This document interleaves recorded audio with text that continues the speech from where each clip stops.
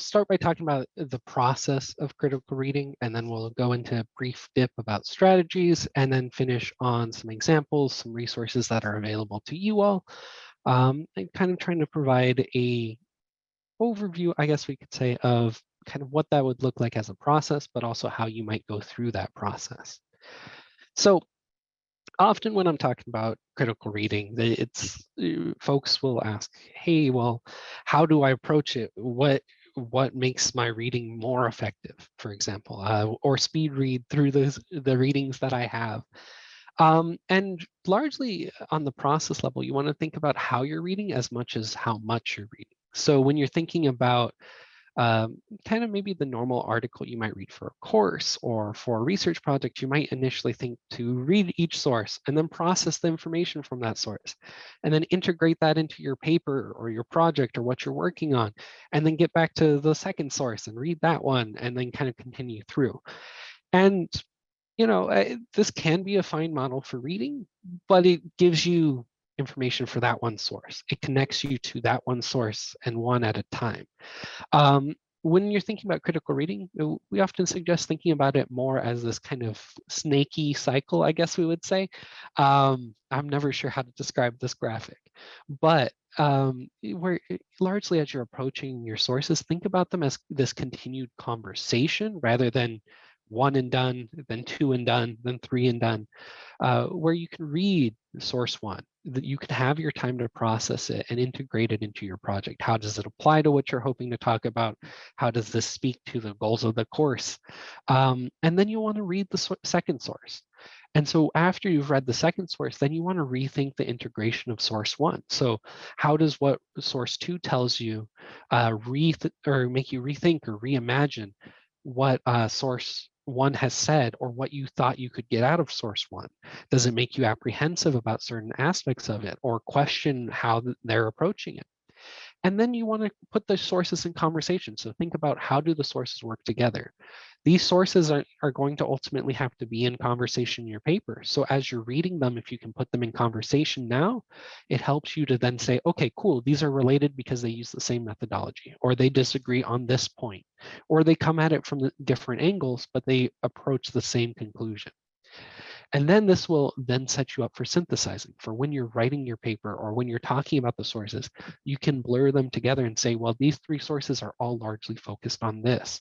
Or while they're all focused on this, they do disagree on certain key impact issues. And then when you're talking in your paper, you can highlight those more easily. And then from there, you want to find more sources.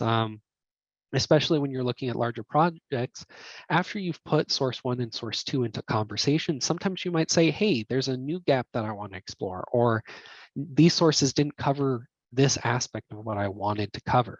And so then you can use that as a jumping off board to find more sources to fill out your reading, and identify what else you need. Really visualizing it kind of cyclical, I really think helps, because the goal of critical reading is to help you find and articulate the relationships between your sources. You're not just reading these sources to read them one by one. You want them in conversation. You want to see what's going on. That's going to help you with your literature reviews. That's going to help you with annotated bibliographies going forward, and will help you more easily come back to the conversation you're engaging with these sources in. So there's also several strategies I wanted to highlight to kind of guide you through this process, some things to think about that might help ease that kind of process of reading. So first, you want to determine your goals or outcomes. So before reading, ask what you hope to learn or gain from the text.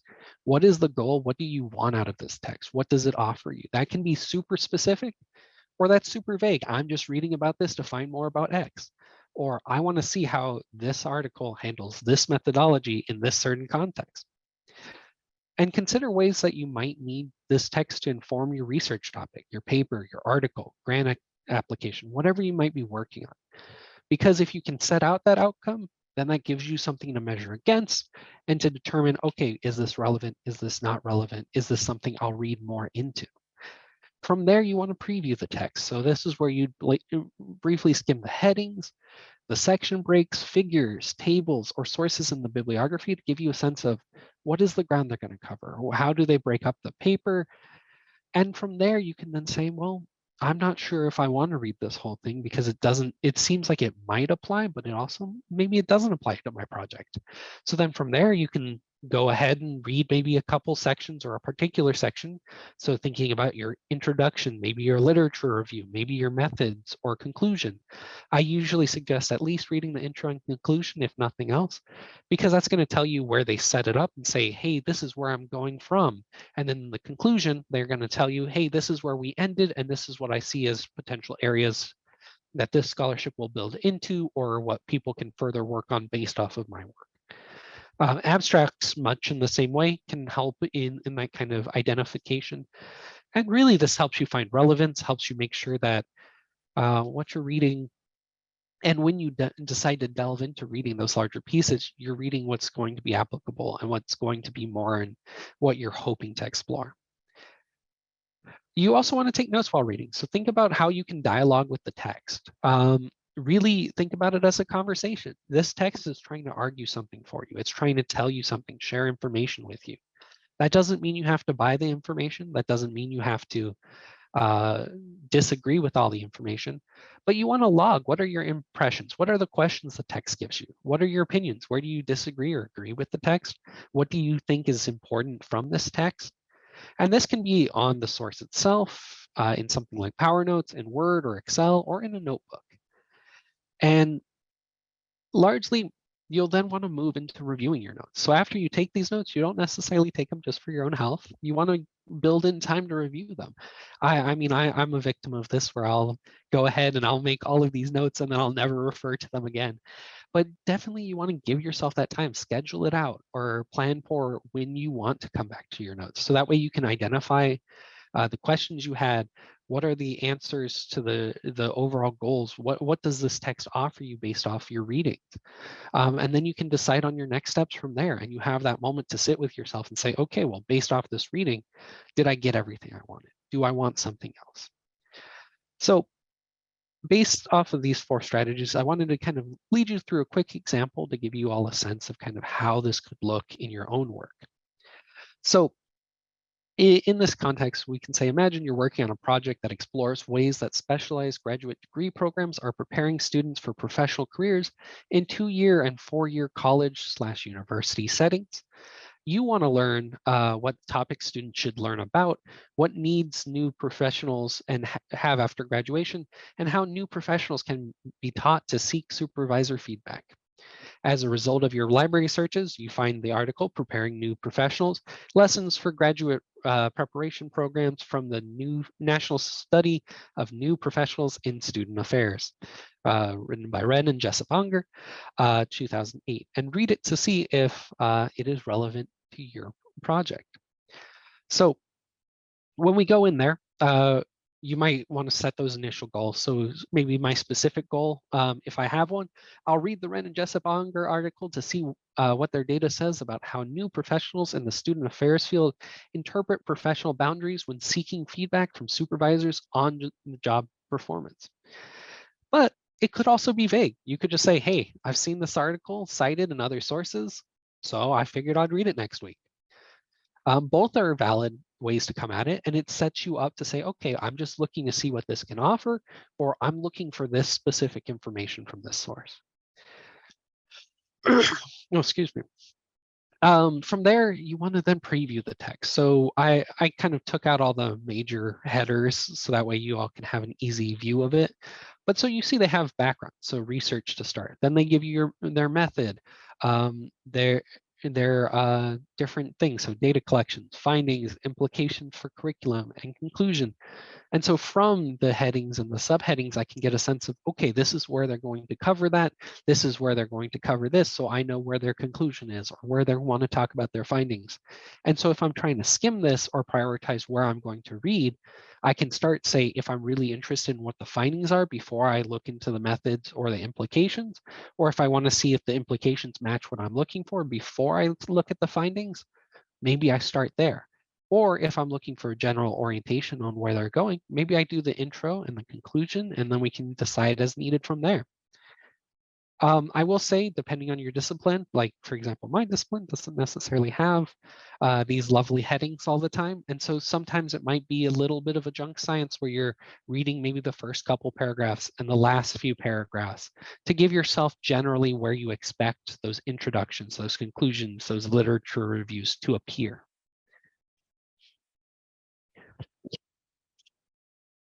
Excuse me. So as you're reading, you want to annotate along impressions, questions, connections to your research, connections to other sources, places where authors explain their goals, methodologies, conclusions, recommendations, maybe a gap or a problem, or maybe when they share larger things, whether it's resulted to their the significance of the data or the data itself. And it really helps to have an annotation key, especially if you're working in the text itself. I do this for notes as well, so that way I can say orange note, and then like note, so that way all I'm looking for is that color, and I can determine, well, maybe I'm just looking for my collection of claims across some articles.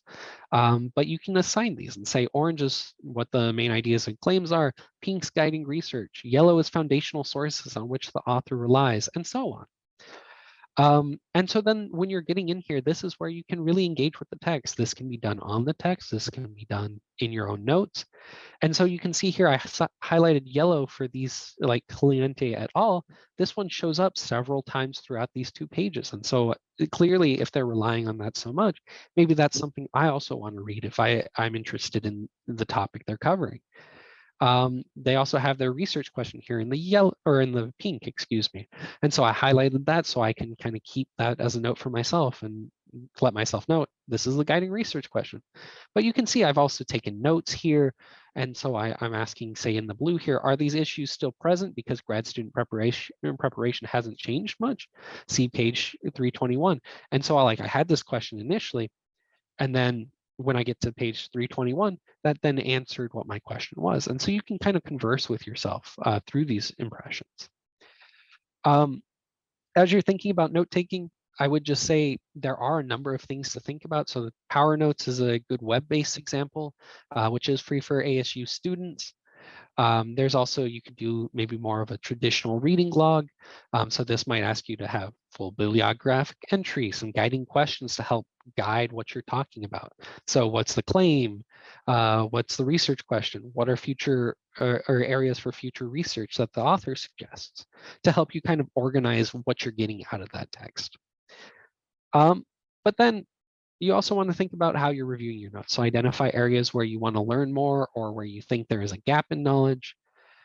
So maybe to learn more, I say, while Wren and Jessup Unger do identify 4 themes relevant to graduate student preparation for the professional world, for my research, I would like to know more about the types of courses or assignments that could be integrated into relevant graduate degree programs.